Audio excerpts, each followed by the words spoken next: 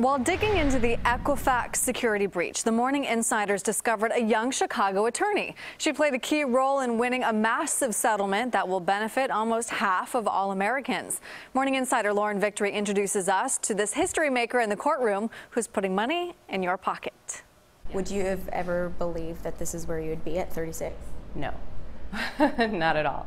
Chicago attorney Amy Keller is both modest and proud about her role in the $700 million settlement reached between the Federal Trade Commission and credit bureau Equifax. I became the youngest woman ever appointed to lead a nationwide multi-district class action.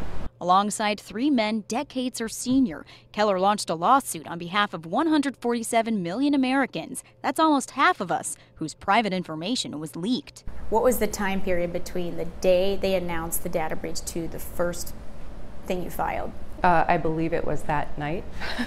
It's involved really, taking a deep dive into what documents the company produced, working with our experts to also get a really solid understanding of how the breach occurred and what could be done to make sure that something like this doesn't happen again. Consumers can check if their data was stolen, then file a claim for free credit monitoring or a cash payout on the Equifax settlement website set up by the attorneys. Keller led the push to make the website mobile friendly.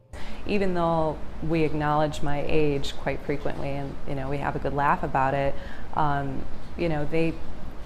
all of my input is the same as theirs, my standing is the same as theirs, and I can handle anything that they would handle. Which has meant countless emails, phone calls, and travel back and forth to the courtroom in Atlanta. What has the last year and a half been like for you?